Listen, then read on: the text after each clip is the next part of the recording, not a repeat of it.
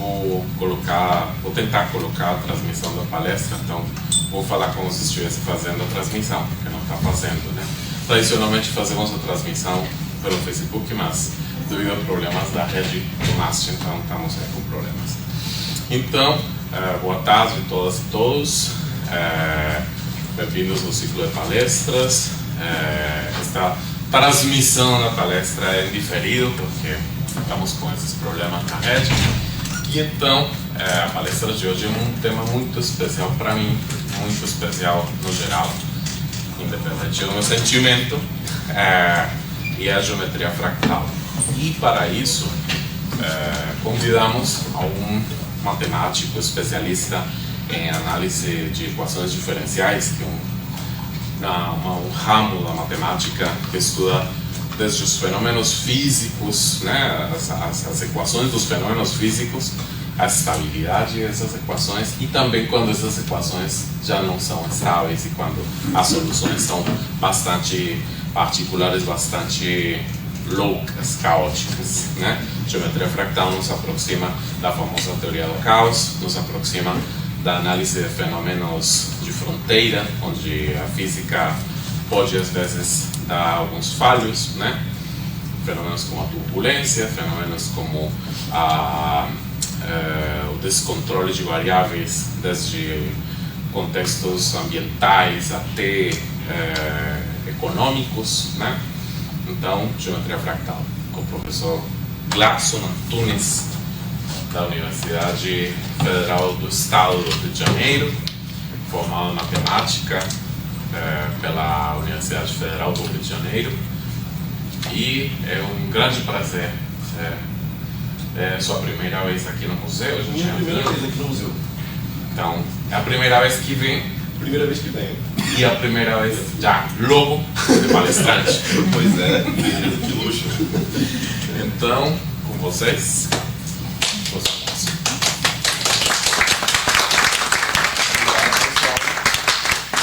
Boa tarde. Inicialmente quero agradecer o convite tão gentil e a apresentação mais gentil ainda do Vladimir. É um prazer para mim falar de matemática, e falar de matemática, ter um espaço desse, sim, onde a gente pode falar de matemática e de ciência de um modo geral, é bacana, é um privilégio para a gente.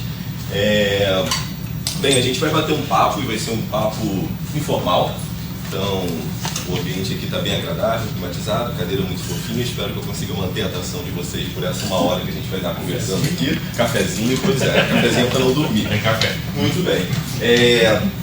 Já anuncio que não tem pré-requisito técnico, assim, quer dizer, o que eu pensei em apresentar aqui para a gente conversar é algo que não demanda nenhum conhecimento técnico. Quando se fala, bom, matemático vai falar, então as pessoas já se arrepiam meio assim, meu Deus do céu, não vou entender nada. Então não é esse o caso. Vocês fiquem à vontade para me interromper a qualquer momento, fazer qualquer tipo de pergunta, fiquem absolutamente à vontade. O percurso que a gente vai percorrer nessa apresentação é o seguinte: eu vou começar valorizando, chamando a atenção da geometria euclidiana, da geometria que é baseada nos axiomas de Euclides, nos postulados, que a gente tanto conhece e aprende na escola, aprende em dimensão 2 e dimensão 3, e aí eu vou chamar a atenção que essa geometria euclidiana, muitas das vezes, ela falha quando a gente quer descrever certos fenômenos da natureza, certos objetos que têm uma certa complexidade. É nesse contexto que aí começa a surgir a geometria fractal. E aí depois a gente vai na parte, já na segunda metade da apresentação, a gente vai falar das diversas aplicações que a geometria fractal possibilita para a gente, ok? Bem, eu começo, a gente está no Museu de Astronomia, né, então trouxe aí uma imagem do planeta Terra, e em volta dela aí eu coloquei um disco. A gente sabe que o modelo de esfera é uma boa aproximação do nosso planeta, e a gente usa os elementos da geometria euclidiana para fazer medições assim precisas e fabulosas, fantásticas. Há mais de 2.000 anos atrás, o Eratosthenes conseguiu fazer a medida aproximada e com uma aproximação surpreendente do raio da Terra, e aí conseguiu medir a circunferência da Terra. Só fazendo observações de sombra projetada em fundo de poço e tal, então é algo extraordinário. A geometria euclidiana serve para modelar diversas situações, e é isso que eu quero chamar a atenção nessa parte inicial. Essa imagem aí é uma GIF animada que mostra as diferentes órbitas que foram percorridas pelo veículo espacial não tripulado Cassini, que decolou da Terra em 15 de outubro de 97 e fez uma jornada de quase 2 décadas, 20 anos, em direção a Saturno. A viagem em si acho que demorou aproximadamente 7 anos. O Vladimir, qualquer outro especialista que esteja aqui, me corrija se eu estiver enganado. E em 15 de setembro de 2017 ela se chocou. Quando Saturno acabou o combustível, a fonte de combustível dela, e ela entrou em rota de colisão e caiu lá em Saturno. E esses modelos que estão aí, a gente conhece bastante, esses que estão em azul, em laranja, em amarelo, são o quê? São figuras geométricas, lugares geométricos descritos por elipses. Outra figura geométrica que a gente conhece bastante da geometria euclidiana. Tá aí outra figura bem conhecida da gente, que é uma parábola. Então, o lançamento de projéteis, essa curva, nem todo arco é uma parábola, né? A parábola é um lugar geométrico que satisfaz a determinadas condições. Nem toda curva você pode dizer que é uma parábola. A gente vê uma curva, ele não é uma parábola, nem sempre. Mas, enfim, lançamento de projéteis, a gente tem essa curva bem típica, que é a parábola. Bem, e aí a gente faz uso em diversos elementos do nosso dia a dia, das construções humanas de um modo geral, a gente faz uso da geometria euclidiana. Tem um monte de formas aí bastante comuns que a gente consegue medir, calcular volume, calcular área, graças à geometria euclidiana. Bem, aí tem algumas figuras que eu trouxe bem típicas e que a gente consegue calcular tudo com a geometria euclidiana dessas figuras. Tem a esfera. Alguém sabe o nome dessa figura que está no meio aqui, na parte de cima? Toroide. É o toro, né? O toroide. Aí tem um cubo, aqui é a esfera achatada, alguém sabe o nome dessa? É o elipsoide. E aí tem um cone e tem um tronco de cilindro ali. Muito bem. Mas o que eu quero conversar com vocês hoje aqui é que figuras como essa daí, na verdade é um alimento, é um brócolis romanesco, não é difícil, é meio raro de encontrar aqui no Brasil, né? Mas ele tem uma complexidade e que os elementos que estão aí não podem ser modelados pela geometria euclidiana. Então ele tem, o que chama atenção nele? Primeiro, o processo de repetição, né? Você vê essas várias partes aqui, parece que elas se repetem em diferentes escalas. Então esse processo aí é o processo bem típico das coisas que a gente vai discutir aqui quando a gente apresentar o que é um fractal. Então tem outras figuras na natureza que apresentam essa complexidade. Isso é uma imagem de um carvalho, então bastante envelhecido e sem folha, então a gente percebe esse conjunto de ramificações e é difícil da gente tratar. Se eu quisesse calcular a superfície da área que aparece nessa estrutura aí, com a geometria euclidiana eu teria uma dificuldade tremenda, não seria possível. E aí tem outra, essa é uma imagem de satélite, tem uma página que é muito legal, é Google Earth Fractals. Google Earth Fractals. Então ele tira várias imagens de diferentes regiões do nosso planeta que tem certos padrões bastante curiosos, padrões esses aí que a gente não consegue estudar com a geometria euclidiana por causa de uma série de limitações. Isso é uma parte do Egito, de curiosidade, né? Bem, tem estruturas do nosso corpo, por exemplo, como o sistema circulatório e o nosso sistema pulmonar, que apresentam uma dificuldade da gente estudar um objeto desse tipo, por exemplo, de fazer medições precisas com as ferramentas fornecidas pela geometria euclidiana. Bem, então, a gente precisa de uma geometria um pouco diferente, e é nesse contexto que se apresenta a geometria fractal. Bem, mas o que é um fractal? Que objeto a gente chama de fractal? Que características o objeto tem que ter para que a gente diga que ele é um fractal? Então, dê uma olhada nessa animação aí.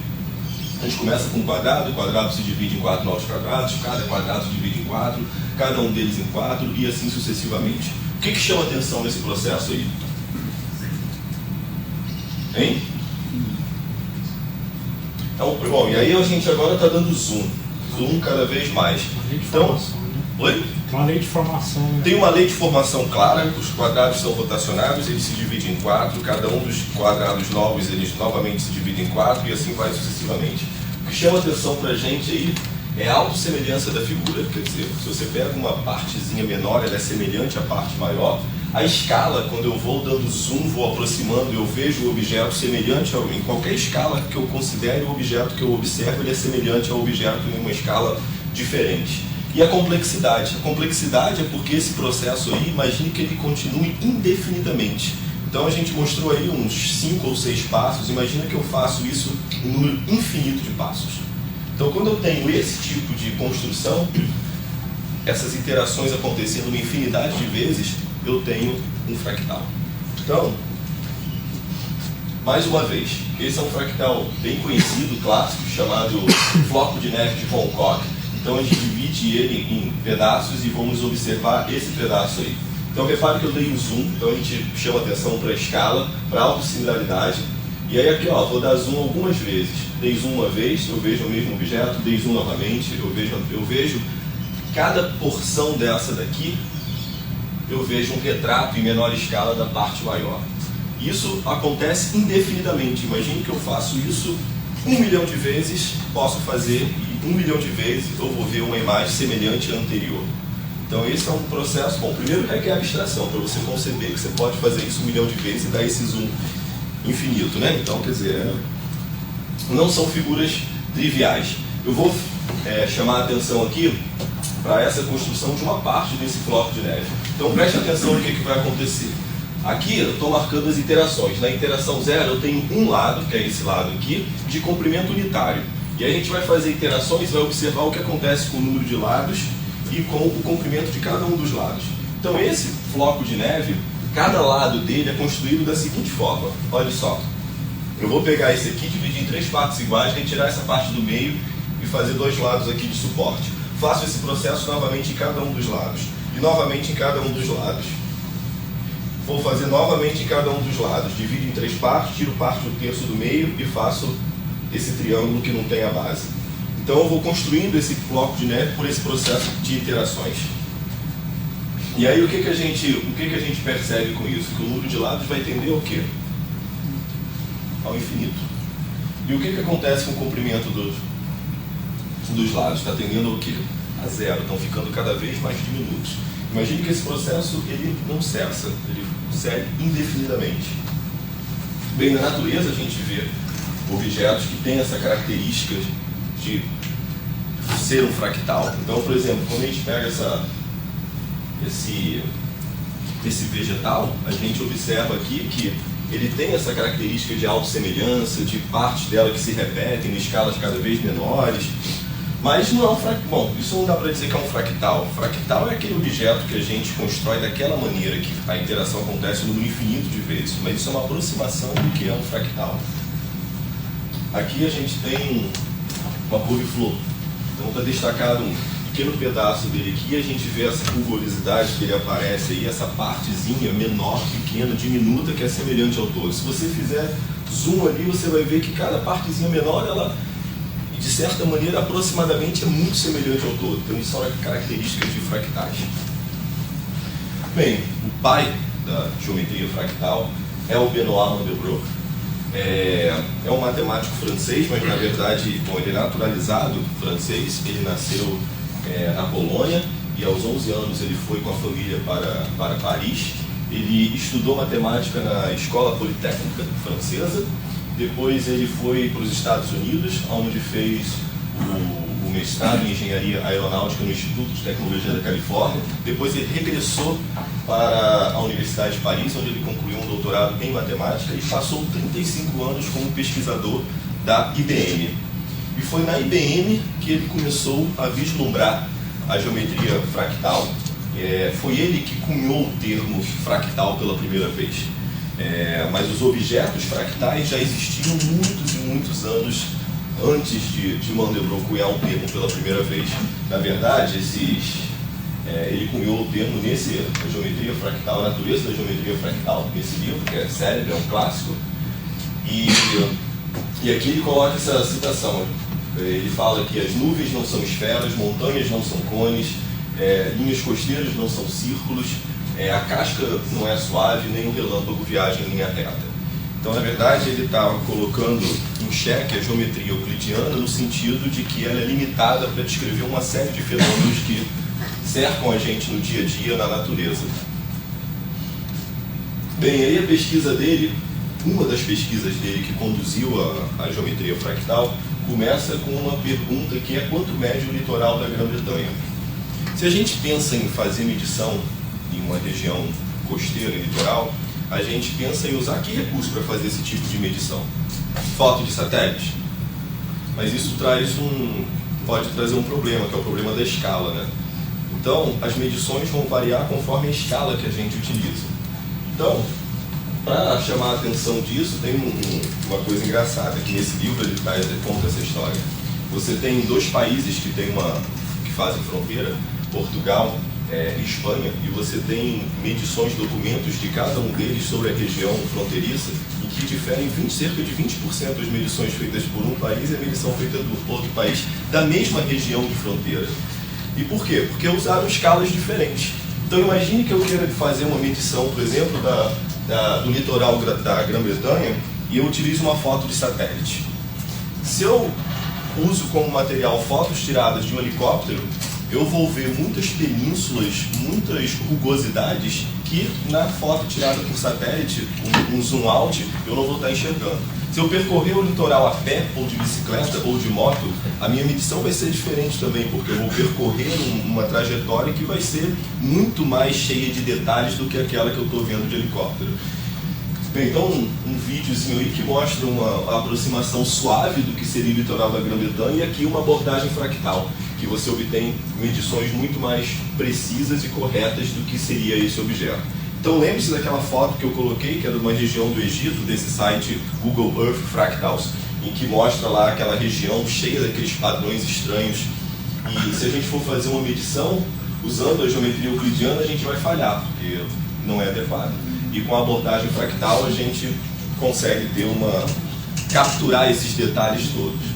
Bom, mas o que é o grande lance, o que caracteriza de fato o fractal, é algo que eu não falei até então, que diz respeito à sua dimensão. A dimensão fractal ela é fracionária.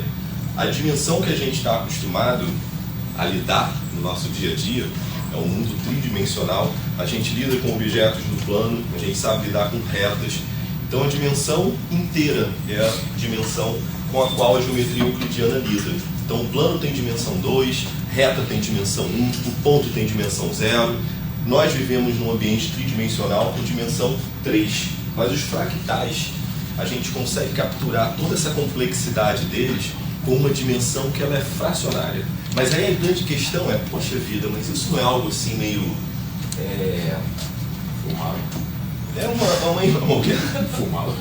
Fumado? Fumado? Tudo bem, eu ia achar uma outra palavra mais suave. É algo meio artificial, né? É artificial, parece que, poxa vida, mas uma dimensão fracionária, o que é uma dimensão fracionária?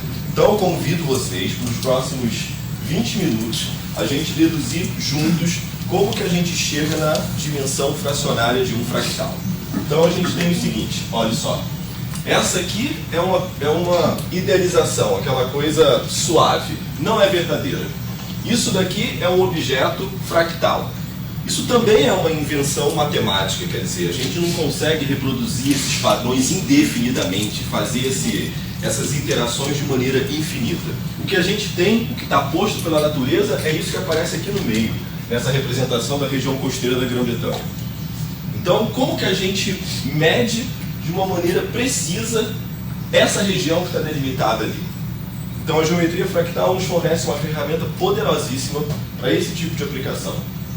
Então, como eu falei, os monstros matemáticos eles eram conhecidos bem antes do Benoit Mandelbrot cunhar o termo fractal. O que eu chamo de monstro matemático? Tem um matemático muito famoso na teoria clássica dos conjuntos, que é Cantor.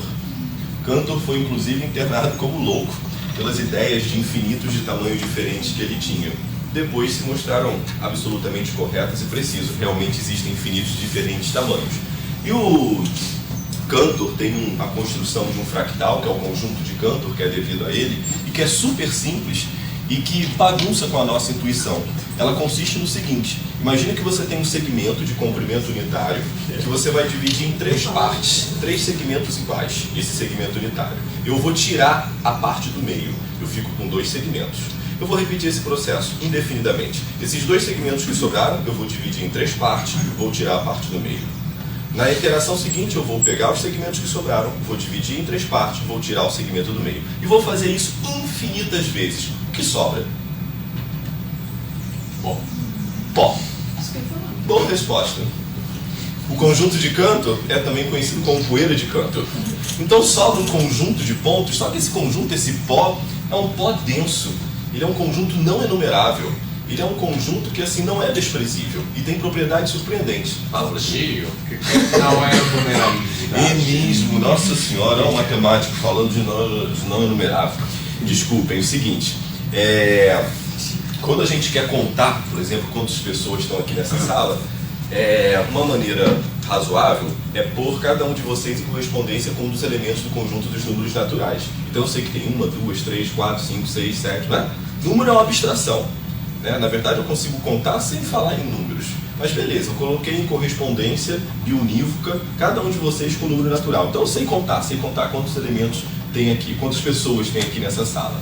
Bom, eu digo que um conjunto é enumerável, um conjunto infinito, quando eu puder colocar em correspondência 1 a 1, ou seja, cada elemento do meu conjunto está associado a um número natural. Então eu vou dizer que esse meu conjunto é um conjunto enumerável. Discreto, então né?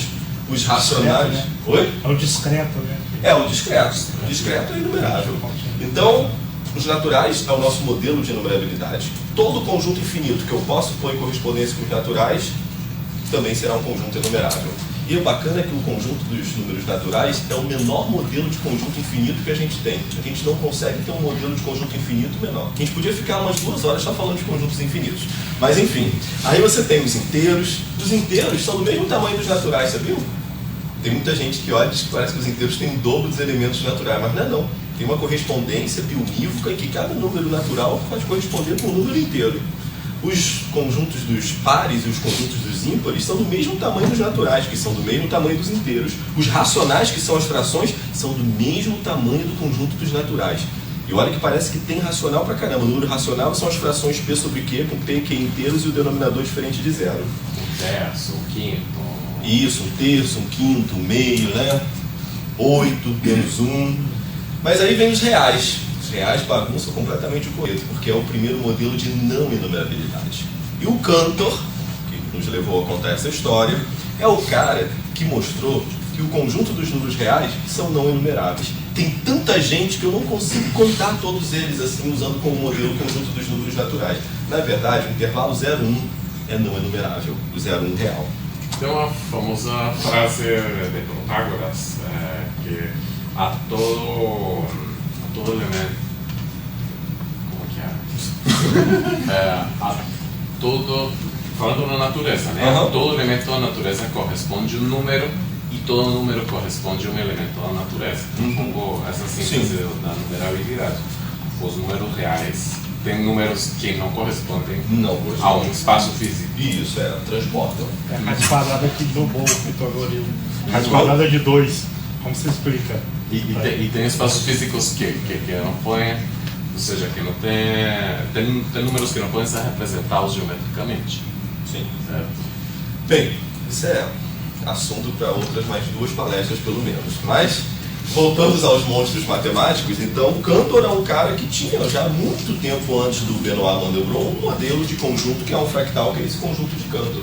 E tem outros monstros matemáticos que são oferecidos aí ao longo de vários anos e que ficavam mexendo com o imaginário, com a intuição dos matemáticos e cientistas da época que não conseguiam, percebiam que tinha alguma coisa estranha com aquele conjunto, que escapava à geometria que se conhecia naquela época, mas eles não conseguiam justificar de uma maneira precisa essas propriedades desse conjunto.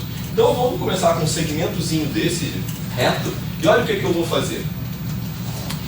Eu vou entortar ele, entortar novamente, e novamente, e novamente, num movimento que obedece um padrão. E se eu faço isso um certo número de vezes, o que aconteceu? Eu consegui preencher um quadrado. Eu saí de uma linha que tem dimensão 1 e eu consegui, por movimentos contínuos nessa linha, preencher um espaço que é um espaço tipicamente do universo bidimensional, que é o quadrado. Então essa daí é a curva de Hilbert. Então eu saio daquele segmento de reta, eu consigo ir encurvando e preencho um quadrado. Novamente, mais uma outra curva que era conhecida como um monstro matemático. Essa é a curva de piano. Então eu faço esse movimento de dobra, novamente, e com algumas iterações eu percebo que eu preencho toda a superfície plana que está onde está sendo projetado essa imagem. Então isso é algo que mexia bastante com o conhecimento geométrico da comunidade matemática da época. E eles não conseguiam achar explicação para isso. Como que você começa com um objeto de uma dimensão e esse objeto de uma dimensão vai e extravasa e preenche uma região que é bidimensional? Mais uma curva. Esse é um fractal, essa curva, esse movimento que a gente está colocando aí, vai gerar um fractal bastante conhecido, que é o triângulo de Sierpinski. Esse fractal pode ser feito, ele pode ser obtido por um outro movimento, que é você considerar um triângulo equilátero com os 3 lados iguais e pegar o ponto médio de cada um desses lados que formam esse triângulo equilátero e retira essa parte do meio. Com o que sobra eu faço o mesmo processo. Eu olho para os pontos médios de cada um dos lados e retiro esse triângulo equilátero do meio. Eu vou esburacando a figura dessa maneira. Se eu estou falando que eu estou esburacando a figura, eu estou cada vez retirando a área da figura. Então, por isso que eu coloquei ali que a área está indo para 0. Mas as curvas, o perímetro dessa figura, ele está indo para o infinito. Porque cada vez que eu estou introduzindo novos segmentos, novos triângulos que eu estou arrancando, mas eu estou subdividindo os ladinhos e estou... Então esse é o triângulo de Sierpinski, que é um fractal. Eu posso construir dessa maneira que eu narrei, ou eu posso construir a partir desse movimento de entortar a curva, como foi colocado aí na projeção. Bem, então esse approach aí que a gente fez foi para poder motivar o que a gente chama de dimensão fractal. E é a principal característica dos fractais. Tem a autossemelhança, tem a escala, tem a complexidade, mas tem que ter a tal da dimensão fractal, tem que ter a tal da dimensão fracionária. Bem, coloquei novamente a imagem retirada do Google Earth, uma representação do nosso planeta, e aquele pontinho que está em azul ali, esse pontinho aqui, a gente precisa, para localizar a superfície do planeta, apenas quantas coordenadas? 2 coordenadas, latitude e longitude. Né? Eu consigo localizar bem aquele plano. Então, a gente, em última análise, considera a superfície do planeta como sendo algo que plano. Preciso de 2. Né? Bem, eu coloquei um astronauta ali, só para indicar que se eu quiser marcar a posição dele ali no espaço, eu vou precisar de mais uma coordenada, 3 coordenadas. A gente tem um modelo aqui na sala, se a gente olha para a quina da parede aqui, se eu quero localizar um ponto que está aqui, basta eu ter 3 medidas. Eu tenho a altura do ponto, que é o que a gente representa comumente de eixo Z, eu tenho a distância dele até aquela parede, que é o que a gente chama de eixo X, e eu tenho a distância dele até essa outra parede. Eu preciso de 3 coordenadas para localizar um ponto aqui na sala. Se eu vou localizar algo que está aqui no plano, eu preciso de 2 coordenadas para localizar onde eu apoiei esse aparelhinho aqui. E se eu estou numa reta, eu preciso só de uma informação para poder localizar esse ponto na reta. Né? Então o modelo que a gente tem, fornecido pela geometria euclidiana, para um modelo de dimensão 1, um modelo de dimensão 2 e um modelo de dimensão 3. Eu não coloquei o modelo de dimensão 0, que seria o ponto. Então eu tenho aí a reta, um segmento de reta, um pedaço de um plano e um cubo. Tá? Muito bem. O que a gente vai ver agora é justificar por que a dimensão desse cara é 1,585. Por que o triângulo de Sierpinski tem dimensão 1,585? Por que o floco de Von Koch tem dimensão 1,262? E por que a região costeira da Grã-Bretanha tem dimensão 1,21? Então, já digo para vocês que se um objeto tem essa dimensão aqui, significa, isso denota um grau de complexidade que diz que ele escapa da dimensão 1, que é da reta, e se aproxima de viver no ambiente bidimensional que é um plano.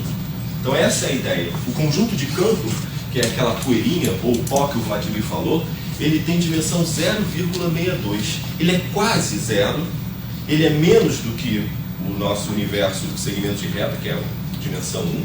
Então ele está ali numa coisa intermediária. Então essa medida de rugosidade, de complexidade, ela é capturada por essa informação. E vocês vão ver daqui a pouco nas aplicações que isso que parece algo abstrato, que foge do senso comum, é muito importante e consegue jogar luz e informação em coisas que são realmente extraordinárias. Muito bem, vamos ver como é que surge essa tal de dimensão fractal. Então aí os modelos. Esse modelo aqui é o nosso modelo de dimensão 1, o de dimensão 2, de dimensão 3 e ali o triângulo de serpins.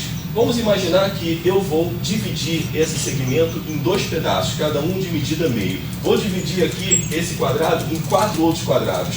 Cada lado desse daqui é metade do lado da figura original. O cubo eu também vou dividir em 8 cubos menores, cada um deles formado por lados metade do original. E o triângulo de serpins que eu também vou dividir em 3 partes semelhantes a originais, com medida meio também. Muito bem. Ora, a gente sabe que esse pedacinho aqui representa metade do comprimento da figura original, não é? Esse pedaço aqui do quadrado menor representa 1/4 da área do quadrado original. Esses cubinhos, cada um deles representam 1/8 da figura original, do cubo original. E o tal do triângulo de serpins que ele, como é que eu vou mensurar ele? Bom, comprimento, área e volume. Eu vou passar a chamar essas grandezas agora aí de massa. Então eu vou comparar a massa do objeto original com o objeto derivado, com o objeto que surge a partir de um escalonamento que eu vou fazer. Então vamos lá. Tem esse segmentozinho de reta unitário e a partir dele eu peguei 2, cada um com medida meio. Eu vou chamar de fator de escala para esse objeto o meio. Que o segmento original aqui é 1 e aqui metade. E o fator de massa é meio também, porque eu dividi esse cara original, essa massa original, em 2 pedaços, cada um contribuindo com metade da massa do segmento lá original. Muito bem, o quadrado vive em dimensão o quê? 2. E aí eu vou dividir ele em 4 subquadrados. O fator de escala aqui é meio. Mas qual vai ser o fator de massa? Deixa eu ver se vocês estão entendendo. 1/4, né? A massa toda ela é recuperada por 4 vezes a contribuição da área de cada um desses carinhas ali. Então 1/4, que é meio ao quadrado. Em que dimensão que eu estou mesmo aí? 2. Vamos para a dimensão 3, onde vive o cubo. Eu subdividi o cubo em quantos cubos menores? Em 8 cubos. O meu fator de escala, novamente, é o quê? Meio, porque o lado de cada um dos subcubos é metade do lado do cubo original. E qual vai ser o fator de massa? 1/8, que é meio elevado ao cubo. Poxa, muito bem, estão muito afiados. Então estamos prestes à grande revelação que vai ser o surgimento da dimensão fractal. Então vamos lá. Aí agora, olha só. Eu vou pegar dimensão 2. Eu tenho um quadrado de comprimento e L. Matemático tem uma coisa meio, quase que um fetiche para poder generalizar as coisas, né? Então agora a gente estava fazendo tudo um caso lá particular, que o lado valia 1, então vale meio e tal. Agora eu estou pegando e chamando o lado L e uma massa M. E eu estou considerando um outro quadrado menor, mas poderia ser maior, a escala poderia ser ampliação. E eu estou considerando agora o comprimento S vezes L. Qual é a massa desse carinha aqui? S ao quadrado vezes M. Por quê? Ora, quem é a área aqui desse cara? É SL vezes SL, lado vezes lado. É S ao quadrado vezes L ao quadrado. Mas L ao quadrado é esse M aqui, porque é a contribuição desse cara. Então é S ao quadrado vezes M. Dimensão 2 está em amarelo e o 2 aparece aqui. O S é o fator de escala, né? Está lá na potência. Dimensão 3. É a mesma coisa que acontece, só que agora meu fator de escala aqui está elevado ao cubo. Você lembra que era meio elevado ao cubo lá? Muito bem, estamos próximos da revelação. Então, agora, vamos pegar o nosso objeto aí fractal, que é o triângulo de serpins. Vamos perceber o seguinte. A escala aqui é meio, porque eu peguei esse lado aqui dele, que era 1, e coloquei meio ali. E ele tem, eu consigo recuperar a massa original multiplicando cada um deles por quê? Por 3, não é isso?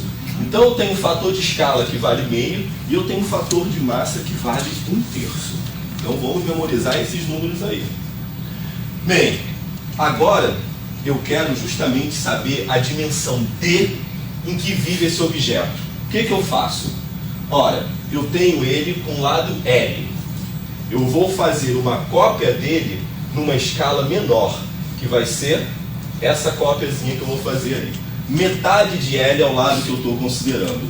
A dimensão D aqui, então, é metade elevado a D vezes N. Eu estou buscando D tal que meio elevado a D vezes M seja igual à massa dele, que é 1/3 de M.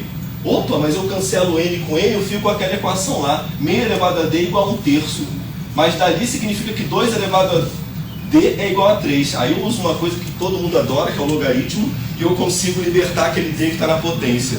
Então significa que se eu tomo o logaritmo de 3, do logaritmo na base 2 de ambos os lados, por uma propriedade da função logaritmo, esse D aqui desce, e isso vai ser igual ao log de 3 na base 2. Então é daí que vem a dimensão fractal do triângulo de serpente. Ele tem essa dimensão que é aproximadamente 1,58. Tio. Será que a gente... Oi. Diga, Vladimir. Todo mundo acompanhou o raciocínio algébrico? Acompanhou, Pedro?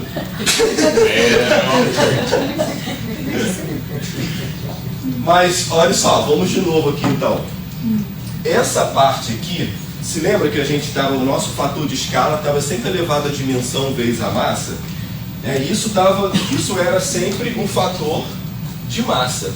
Então aqui nesse caso eu estou procurando uma potência D, tal que o meu fator de escala elevado a D conhecida com o meu fator de massa, que no caso é 1/3. Vamos fazer de novo para ver se a gente está entendendo. Vamos considerar agora um outro fractal, que é o floco de neve de Von Koch. Vou pegar uma parte dele. Olha, esse cara aqui é 1/3 dessa medida original ali. Então a gente já está vendo que o fator de escala vale 1/3 e o fator de massa vale 1/4. Está dividido em quantos pedaços aí essa figura? Em 4. 1/3 elevado a D tem que ser igual a 1/4. Essa é a conta que a gente tem que fazer para descobrir o D, que é a dimensão. Ora, isso significa que 3 elevado a D tem que ser 4. Logo, o D tem que ser quem? Log de 4 na base 3, que é 1,262. Bom, isso permite a gente, por exemplo, calcular a dimensão fractal de uma nuvem, de uma montanha, da superfície do oceano. Aí você fala, pô, mas pra que eu vou calcular a dimensão de uma nuvem? A dimensão, porra, pelo amor de Deus, né? Isso não tem aplicação prática nenhuma. Tem várias aplicações práticas que a gente vai ver daqui a pouquinho. Bem, chegamos nelas, nas tais aplicações. Prometendo as aplicações. Bom, a primeira das aplicações que eu vou falar, tem quanto tempo, Vladimir? Eu já chegando uns 40 minutinhos. Beleza. Em medicina. Tem várias aplicações da geometria fractal em medicina. A primeira delas que eu vou trazer para vocês é em retinopatia diabética. Então, imagino que alguns de vocês saibam que se a pessoa desenvolve diabetes e ela fica sem controle durante um certo período T de tempo, ou seja, fica um certo número de anos tendo a diabetes, a glicose elevada no sangue por muito tempo, vai ocorrendo um fenômeno que pode levar à cegueira. Então eu peguei aqui, tinha um globo ocular sadio. Vocês veem essas ramificações aqui? São vasos sanguíneos. Como é que o médico enxerga isso? Fazendo o exame de fundo de olho. Ele dilata a nossa pupila, coloca uma luz e consegue enxergar o fundo do nosso olho. Aí ele olha como que está a qualidade desses vasos sanguíneos. Se ele começa a perceber granulações, certos aneurismas que vão estourando, que vão acontecendo pequenos derrames, isso é um problema na retina, que é uma retinopatia. Muitas das vezes ela é causada pelo diabetes e ela pode, infelizmente, levar à cegueira. Então, o que a geometria fractal nos ajuda é diagnosticar precocemente essa patologia. Esse daí já é uma imagem de um globo ocular, de um fundo de olho com um problema da retinopatia diabética. Você repara que tem vários derrames que aconteceram ali. Poxa, mas essa figura, essas ramificações, elas não lembram esses objetos que a gente está apresentando aqui, que são os fractais? E elas têm uma dimensão fracionária, uma dimensão fractal. Então elas são aproximações desses objetos que na matemática a gente idealiza que são os fractais, e a gente usa essa mesma coisa que a gente mostrou para calcular a dimensão aproximada dessa rede de fractal que aparece aqui. E aí o que é legal é que, se a dimensão fractal for acima de 1,6, a rede está bacana, está legal, está saudável. Quando a dimensão fractal baixa de um limiar crítico, que a gente chama, a dimensão fractal abaixo de 1,56, começa a ter uma degeneração nesse conjunto de vasos aí do nosso globo ocular, da retina. Então, essa coisa, às vezes, é imperceptível, mas quando você calcula a dimensão fractal, você consegue ter o diagnóstico, muitas das vezes, precoce, que pode ser crucial para evitar a cegueira da pessoa. Bem, aí, uma coisa bacana, tem um grupo lá na Federal de São Carlos que trabalha em parceria com a Samsung, que estão construindo uma maneira de você tirar uma foto do fundo do olho da gente sem ter a necessidade de você dilatar a pupila. Porque quando a gente vai no oftalmologista fazer esse exame, ele dilata a nossa pupila, aí é um pouquinho desconfortável, mas nada demais, e consegue ver como é que está o fundo do nosso olho. Mas essa equipe interdisciplinar lá da Federal de São Carlos conseguiu, na verdade, construir miniaturizar o aparelho que faz isso, que é um aparelho que fica em consultório, é grande para você ver lá o fundo de olho, e eles conseguiram fazer com que isso seja possível ser feito com a câmera do celular. Então você consegue tirar uma imagem do fundo do olho. E aí agora, com o avanço da inteligência artificial e reconhecimento de imagem, a gente consegue implementar a leitura e o cálculo da dimensão fractal daquela imagem e saber se a pessoa desenvolve algum tipo de retinopatia diabética ou algum outro problema que tem no fundo do olho. Então, essa coisa que parece ser extremamente abstrata e que não tem aplicação nenhuma, que é a invenção da cabeça do matemático, de uns monstros, elas acabam se refletindo em aplicações práticas que são extraordinárias. Isso é muito comum acontecer, né? Bem, outra aplicação é o diagnóstico de câncer.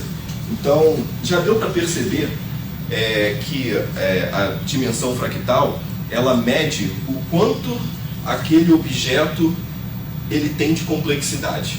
Um crescimento tumoral nada mais é do que um crescimento de células de maneira desordenada, desenfreada, né?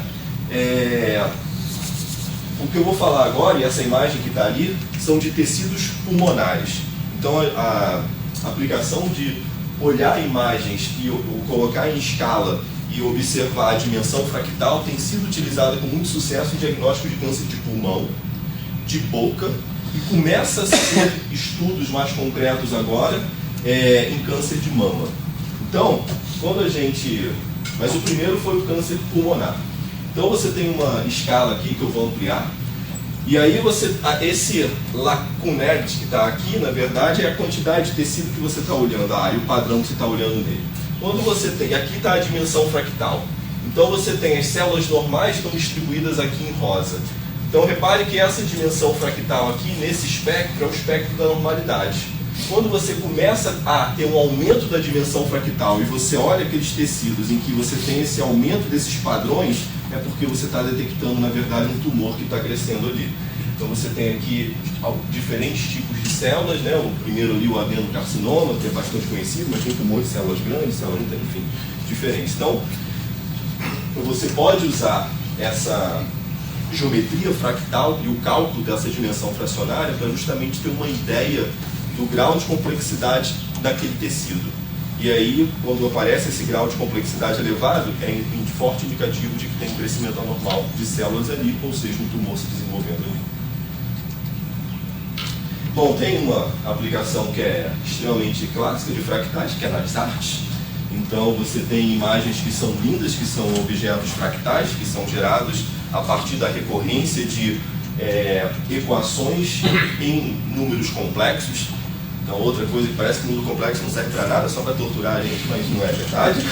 Então, existe uma associação de um plano complexo com o F2, dimensão 2, e aí quando você colore as curvas e os padrões observados para essas equações de recorrência, essa dinâmica, surgem figuras belíssimas, como essa outra aí, né?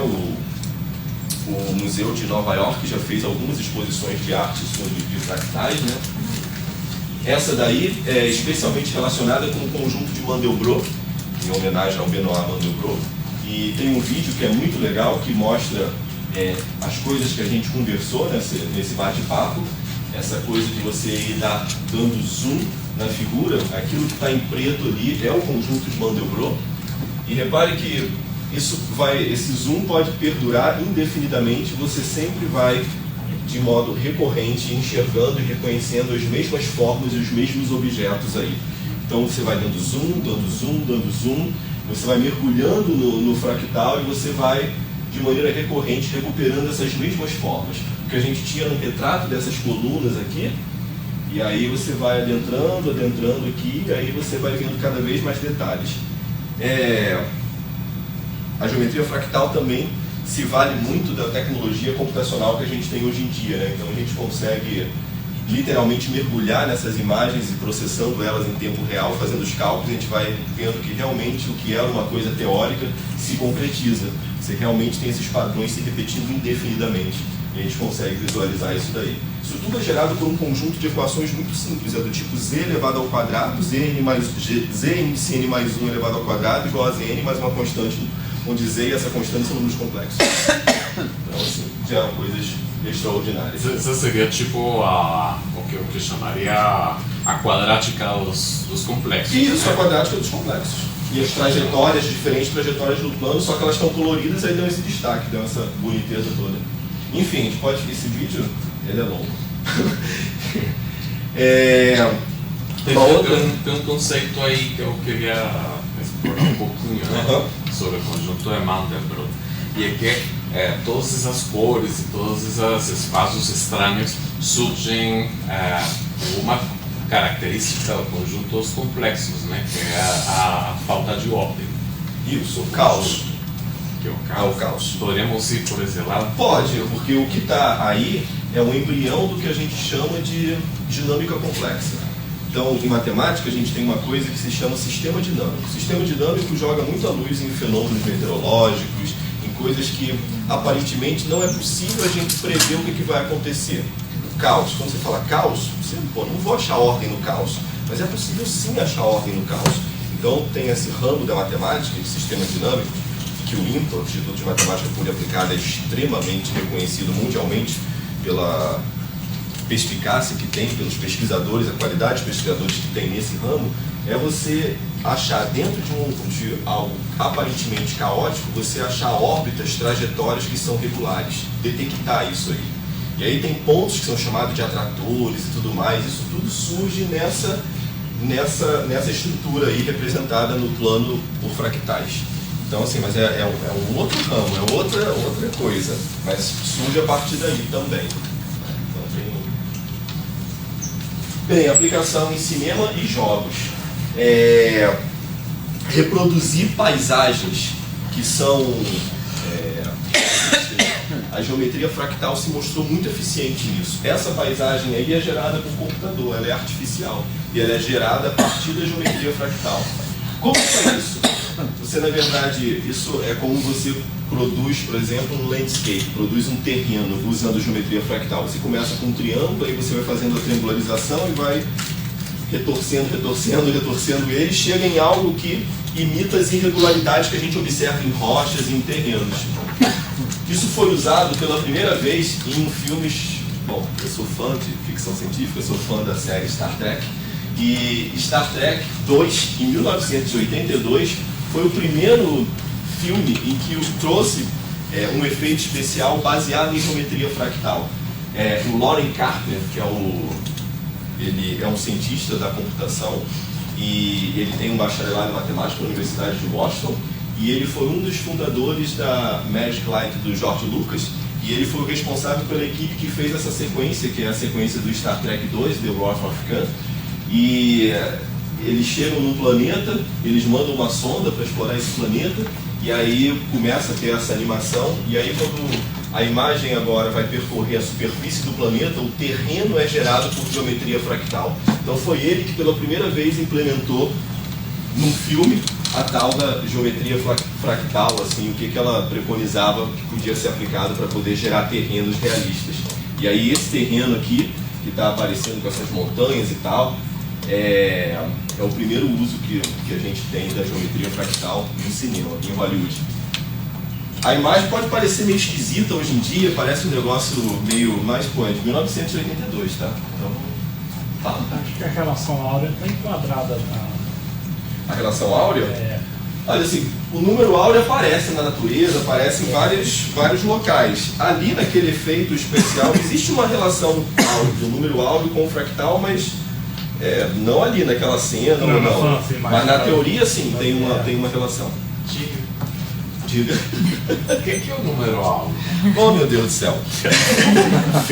O número áureo é uma constante que aparece na natureza em vários, por exemplo, tem a sequência de Fibonacci. O que é a sequência de Fibonacci? Você começa com 1, aí depois você tem o 2, que é a soma de 1 mais 1, e depois o termo seguinte é a soma dos dois números anteriores. Essa, a sequência matemática, só que ela é especialmente interessante porque ela modela, por exemplo, o crescimento de coelhos, e ela aparece na natureza de diferentes formas. E tem uma relação, tem uma constante que aparece na sequência de Fibonacci, que aparece no padrão de espiral, que aparece na disposição de certas pétalas em flores e tal, como que crescem determinadas folhagens em árvores, que é o tal do número de ouro. E esse número de ouro foi muito utilizado em construções, ainda é utilizado, porque parece que é um número que está associado à beleza, a um padrão de perfeição. Então, a gente dizem que as pessoas mais bonitas só apresentam simetria, né? E a gente aparece, esse número de ouro também aparece em certas proporções do nosso corpo. Leonardo da Vinci utilizava, lá no Homem Vitruviano, ele utilizou a relação do número de ouro. O Partenon, na Grécia, a frente dele é um retângulo, que é um retângulo áureo, significa que a proporção entre os lados desse retângulo dão essa constante que é chamada de número de ouro, né? Então é um número que aparece na natureza também, assim, e é bastante intrigante, né?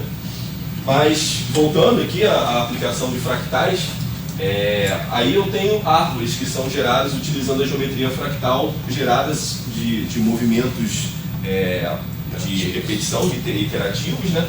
E a gente consegue se aproximar bastante do que seria a representação de algo real, de uma vegetação real mesmo, né?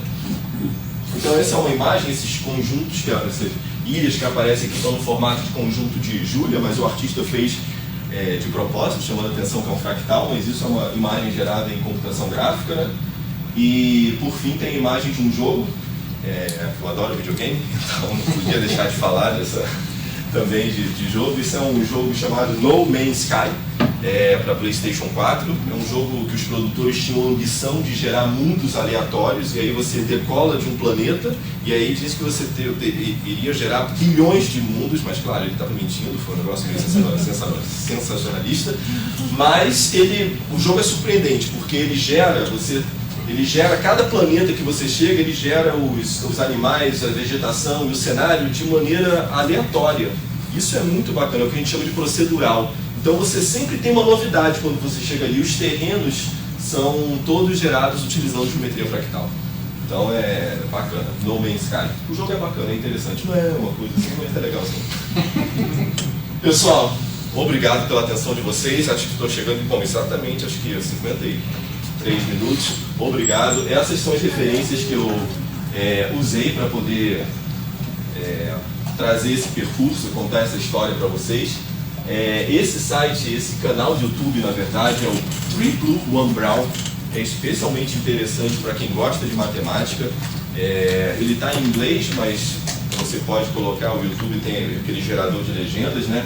Então vale muito a pena. Muitas das animações que eu coloquei aqui foram adaptadas do que é apresentado no 3 Blue 1 Brown. Aqui é um artigo de aplicações de fractais em medicina, onde aparecem algumas das coisas que eu falei para vocês aí.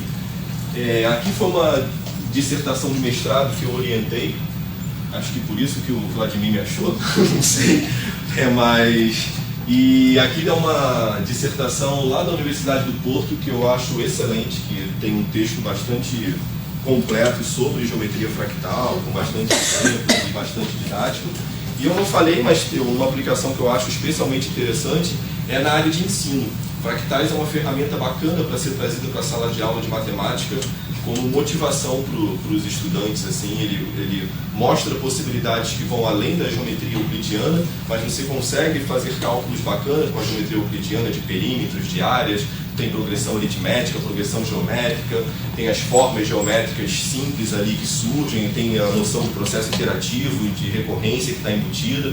Então, no trabalho que eu orientei a Ivana, ela tem uma sequência didática para poder motivar o ensino e aprendizagem de progressões aritmétricas e geométricas por meio de fractais. Ela desenvolveu na escola SESC e ficou um trabalho muito bacana, os alunos curtiram bastante, porque inclusive induz a noção de limite, a noção de infinito, tem essa discussão toda.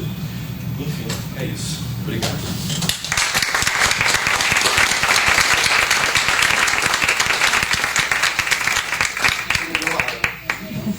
Acabou a água do vinho? Ah, tem água aqui? Eu mexi no Sua vida. Obrigado. Tem café se quiser. Então, eu agora abriria o espaço para outras perguntas, para outras questões que vocês quisessem trazer aqui para complementar, para comentar com o Gladson. Fique à vontade. Assim, o paralelo da geometria esférica e a geometria fractal tem uma relação. Interessante. A geometria euclidiana, quando eu comecei a falar, que é a geometria que a gente aprende na escola, ela é de Euclides de Alexandria, 330 anos, a gente está falando de algo que foi concebido 330 anos antes de Cristo. Velho pra caramba, né? E tem o tal dos axiomas de Euclides, então ele partiu de certas premissas. Em matemática, quando você começa uma teoria, geralmente você baseia ela em certos axiomas ou postulados. Os axiomas são verdades absolutas, coisas tomadas como natural, como incontestáveis e que são realmente do senso comum. Então, o Euclides ele baseou e construiu a geometria dele apoiada nesses axiomas. Mas tem o tal do quinto axioma, que eu não sei se vocês já leram sobre isso, que se você o desconsidera, você pode dar origem a outras geometrias, que são as geometrias não euclidianas. Então tem uma geometria que é a geometria logarítmica, tem outras geometrias. A que a gente aprende na escola é a geometria euclidiana, que é essa que a gente está bastante acostumado. Mas existem outras geometrias, tem uma geometria própria para a gente estudar formas que são colocadas no globo, na esfera. Então, não é verdade que uma reta é a menor distância entre dois pontos numa esfera, senão a gente vai furar a esfera, né? Então a gente tem as geodésicas na esfera e tal, que seriam retas paralelas na esfera. Então tem uma similaridade com isso, né? Então a gente faz essas analogias. Então você tem as tal das geometrias não euclidianas, algumas, né, delas. Mas não tem um paralelo, assim, elas são outras geometrias. A geometria fractal, ela não surge a partir dos postulados dos axiomas de Euclides, ela é concebida com essa premissa de dimensão e tal. Uma outra coisa importante, a dimensão que eu mostrei para vocês, o cálculo dessa dimensão, é a abordagem mais simples assim, que a gente tem para poder falar em dimensão fractal. Mas ela funciona em fractais perfeitos. A gente calculou ela no triângulo de Sierpinski e no floco de neve de Von Koch. Ela funciona para essas figuras que são geradas por esse processo de operações infinitas. Os fractais da natureza e dessas imagens médicas para a gente poder calcular a dimensão, é utilizado um outro cálculo, geralmente é a dimensão por caixas, e é uma outra abordagem. Aí você coloca aquela imagem por box counting, e aí você... É um cálculo simples de ser feito, porque você preenche a figura por retângulos e conta quantos tocam a curvinha que você está querendo calcular a dimensão dela, e aí você faz uma razão lá e surge a dimensão fracionária. A dimensão fractal, que foi deduzida pelo Armand de Broglie, ela é um pouco mais sofisticada, porque tem a dimensão topológica, né? E tem a dimensão de Hausdorff, e a dimensão fractal deduzida pelo Armand de Broglie, ela é, na verdade, a dimensão de Hausdorff-Bezikovich, é uma variação dela. Então é algo que tem a ver com a topologia das coisas, é algo mais complicadinho. Então, Topologia, tio. Pois é, sabia, né? Eu falei topologia, né? Meu Deus do céu, vai ligar o que é a topologia. Topologia é uma parte da matemática que está interessada em medir e mensurar os objetos e classificar eles dependendo da sua forma. Um toro, para um matemático, eu não sei se você já ouviu essa piada, que uma rosquinha e uma xícara de café são a mesma coisa. Então, porque na verdade você consegue sair de um toro, de uma rosquinha, e chegar na xícara, porque a xícara tem aquela alcinha, né?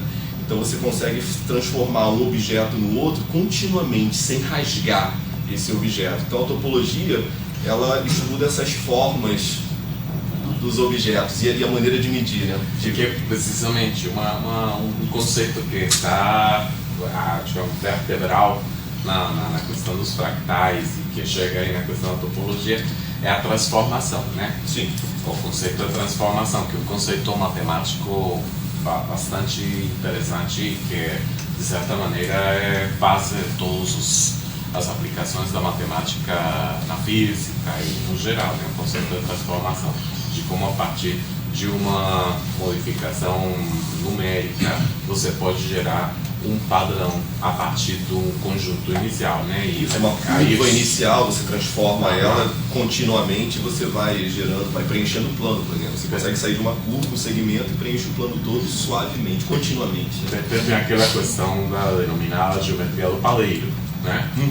De como você pega um conjunto de massa, uma bola de massa inicial, aí você faz as formas e modifica e todas as formas que você obtivesse dando diferente, amassando diferente a massa, seriam formas análogas. Você modificaria a forma ou modificaria o tipo de geometria se abrir um furo. Isso. Aí você categoriza. Todos os objetos que têm um furo têm uma certa categoria. Todos os objetos que têm 2 furos têm outra categoria. Então o toro é de uma categoria, o bitoro está numa outra categoria. Enfim. E aí tem uma maneira de medir na superfície desses objetos, e aí você já vai se aprofundando mais nas coisas, né, nos conceitos matemáticos. Algum outro comentário? Perguntando. você ia perguntar algo? Não, eu já, Era sobre a dimensão, né? Da medicina, como é que isso era possível. Não, o box calma. Geralmente é o que dá.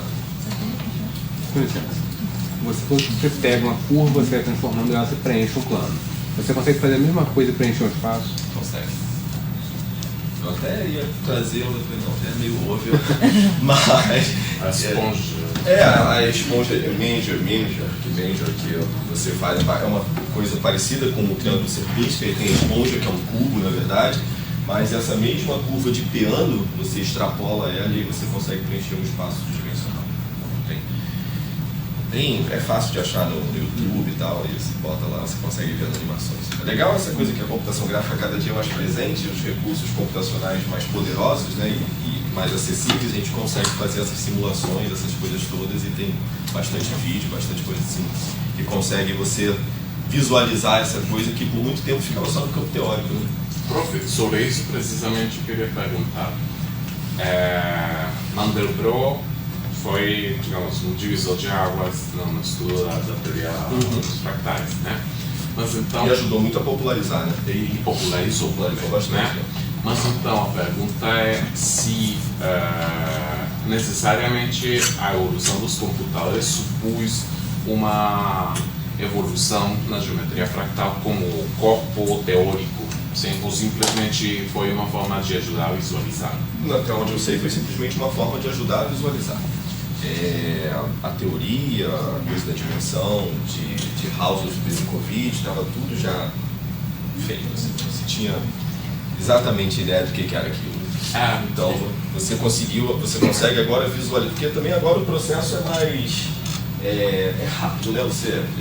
Isso facilitou bastante, porque antes você precisava ficar calculando, o computador engasgado e tal, mas as formas eram conhecidas assim previamente. Você olha as equações, é bacana que tem aquele contentamento, né? Caramba, né? Já era previsto. Olha, né? muito bonito. Tem por falar nisso, deixa eu colocar aqui, podem ir falando, eu só vou mostrar uma última coisa para quem se interessar e gostar das formas e dessas figuras. Tem um programa gratuito chamado Chaos, que ele gera fractais,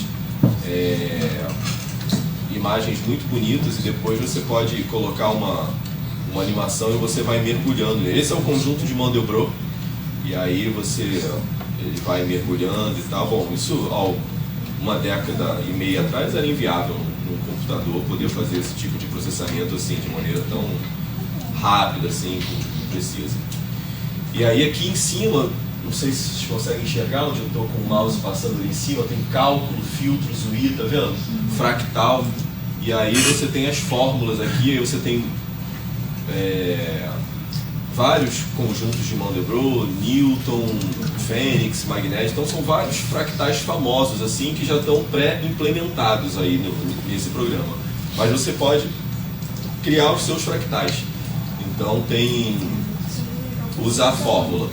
Aí você tem uma fórmula aí Z2 mais C que já está aqui. Aí dá para dar umas mudadas aqui e ver o que surge a partir daí. E é aquela coisa da dinâmica complexa e tal que a gente chegou a comentar, né? Você chegou a trabalhar com FracLink?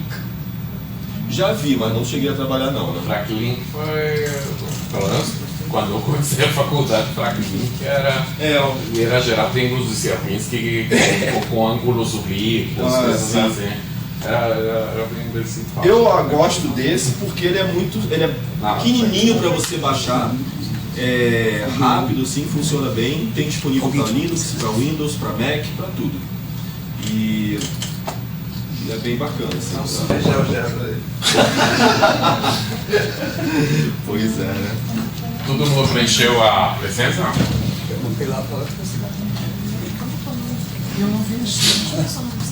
Disso. Na análise granulométrica da superfície específica que ajuda essa teoria fractal ou são outros conceitos tradicionais? Que eu saiba, não usa nada de... Poderia ser aplicado. Poderia, né? Que tem potencial. Mais alguma pergunta? Professor, é o seguinte, eu gostaria de saber assim, por que esse princípio, assim, no caso dessa geometria fractal, por que é essa divisão em pedaços, depois essa divisão mais em pedaços, mas tudo assim segue uma, como é que se diz, um padrão de sequência, não foge a forma, conserva. Por que isso? É a característica do objeto, né? Quer dizer, na verdade, se eu estou entendendo a sua pergunta, por que você segue esse padrão? Por que você não pode bagunçar esse padrão? Mas o fractal é um objeto cuja característica é essa autossimilaridade, é esse padrão que ele mantém, essa recorrência. Se não tiver isso, aí não dá para dizer que é um fractal. A característica principal dele é a dimensão fracionária, que dá esse grau de complexidade e tal. E é claro, quando você olha os objetos da natureza, eles não têm esse padrão rígido. Quando você olha ali para fora e vê esse tronco envelhecido, com aqueles padrões ali e tal, aquilo é um fractal? Não é um fractal, mas partes desse objeto você pode ter uma dimensão fracionária, que não está muito condensado, né, como aquela imagem do Carvalho que eu coloquei ali. Então a gente usa a geometria fractal para calcular a dimensão fracionária de objetos que são aproximadamente fractais. Fractal é uma abstração matemática e é rígido. Aí o processo está fazendo aquela repetição e aquelas iterações infinitas vezes. Agora, se eu me afasto, se eu não permito de ter essa lei de formação, aí eu posso não gerar, fatalmente não vou gerar um fractal. Tem um campo que é particularmente o interesse das aplicações de geometria fractal na astrofísica. Então, vem essa discussão, né? Tudo que tem uma distribuição aleatória e aí é fractal, né? Mas então umas coisas que já têm sido muito bem sucedidas e que são utilizadas em cosmologia, por exemplo, a distribuição de galáxias nos aglomerados de galáxias, né? Então, existem as galáxias, nossas galáxias não estão isoladas aí do universo, senão que compõem famílias de galáxias que se denominam aglomerados. Então, a distribuição de galáxias dentro dos aglomerados tem sido analisada desde o ponto de vista da geometria fractal e tem dado algumas soluções interessantes. Eu até dei uma pesquisada ali, mas aí eu falei, não vou ousar abrir minha boca para falar em aplicação da cosmologia lá no o negócio aí vai ter um astrônomo lá e tudo. Então eu falei, vou ficar no terreno seguro para você jogar, né? Mas eu vi que tem coisas, sim, né? Tem coisas em imagens em escala de cinza, reconhecimento de imagem, assim, bem sofisticado, usando geometria fractal. Assim, o campo de aplicação é realmente muito vasto, assim, né? Sim, é uma questão. Também os métodos da geometria fractal estão muito relacionados com métodos de estatística diferente à estatística padrão, né? Então, quando você fala em estatísticas movimentos brownianos, coisas assim, estocásticas, né? Que você tem uma distribuição de probabilidade e tal, assim, aí pode, tem coisa mesmo, a geometria fractal dentro aí. Distribuição de nuvens de emissão, regiões do espaço, coisas assim, são objetos passíveis de terem distribuição fractal num campo de aplicação que sempre me fascinou, realmente. Para mim, já, digamos, a modo de epílogo, né, da atividade, é um enorme prazer ter essa palestra e ter percebido seu aceite, assim, generoso, logo no primeiro e-mail. A gente não se conhecia, bom, agora já nos conhece, vale a pena ver o que vai acontecer depois. Perguntar. Oi. A gente vê, às vezes, trabalhando com crianças ou jovenzinhos, que eles são muito interessados nessas imagens bonitas, assim, tipo, principalmente com astronomia, a gente vê muito isso, né? As pessoas se encantam com a complexidade, com o tamanho, como as imagens surgem, né? Vendo as manchas de Júpiter, vendo os anéis de Saturno. A gente vê que tem esse jogo de imagens bonitas, que você vai mergulhando, vão surgindo coisas aleatórias, assim, fica muito bem. Mas isso me parece assim, uma ferramenta muito boa para você prender a atenção de um aluno, de despertar alguma coisa, para ele poder ter um pouco mais de interesse na matemática. Você vê isso como existe algum projeto que possa ensinar matemática através disso, ou você vê alguma possibilidade de utilizar isso como uma ferramenta pedagógica? Então, como eu falei, eu orientei um trabalho no mestrado profissional voltado para professores de matemática da educação básica, em que a professora foi para a sala de aula fazendo uso da geometria fractal para motivar os estudantes e para passar conceitos de progressão aritmética, progressão geométrica. Então, você captura a atenção deles por essas imagens bacanas, por esses processos e tal, por essa noção de infinito que aparece ali. E aí depois você consegue colocar o conteúdo previsto, né, progressão aritmética, progressão geométrica e outros conceitos de cálculo de perímetro, de área e tal, em cima dessas figuras que são fractais. Então, sim, e eu já vi vários trabalhos nessa linha, fazendo uso da geometria fractal no ensino médio, discutindo essas questões, né? Então, tem sim. Eu vi uma oficina que se faz para ensino da geometria fractal na escola, que é tentar reproduzir o método Jackson Pollock, o grande artista visual, né? Jackson Pollock pintava de uma maneira muito singular, era colocando um guindaste, um pequeno guindaste, colocando as pinturas a modo de pêndulo, as tintas, perdão, a modo de pêndulo e deixando pendular livremente, fazendo a sua dinâmica, né? Ou seja, era o caos, ou era a circunstância, o movimento que fazia a pintura, né? Então aí calcular a dimensão fractal das pinturas e tal coisa aí, bom, papilhar. Viragem maravilhoso. Gente, se não tem mais perguntas, eu tenho que, infelizmente, hoje a gente tem que terminar a palestra relativamente rápido, porque vai ter outra atividade aqui em seguida. Se vocês quiserem ficar, fiquem à vontade no conversatório que vem com um artista visual, precisamente, que tem uma exposição que está também aqui no espaço do MAST, no espaço Rouquier. E então, queria perguntar uma coisa? Professor, qual foi o elo básico da matemática euclidiana junto com a geometria que gerou a geometria fractal? Então, não tem um elo básico, assim, na verdade, Mandelbrot e outros matemáticos começaram a conceber certos objetos e perceberam que esses objetos, a geometria euclidiana falhava em descrevê-los, em estudar a complexidade que eles apresentavam. Então, o próprio Mandelbrot tem essa frase que ele diz: olha, as nuvens não são esferas, as montanhas não são cones, o relâmpago não viaja em linha reta. Então, ele está apontando ali uma falha da geometria euclidiana em descrever esses fenômenos da natureza.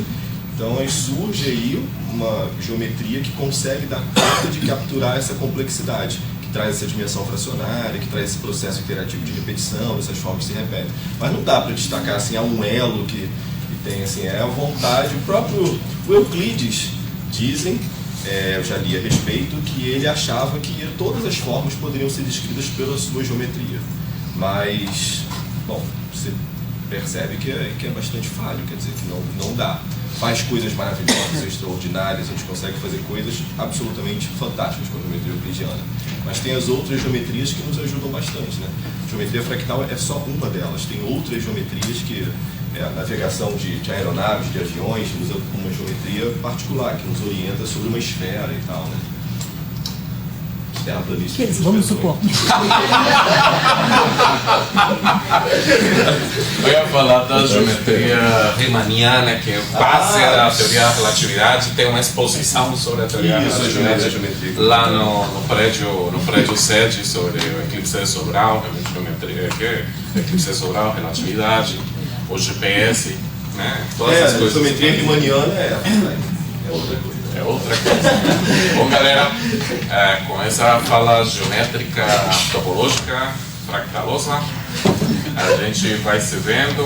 Curtam o resto de atividades que tem no museu. Provavelmente não vai ter observação, mas vai que, né? Porque o clima realmente não está ajudando muito, né? Então, saberão compreender. Tá bom? Muito obrigado.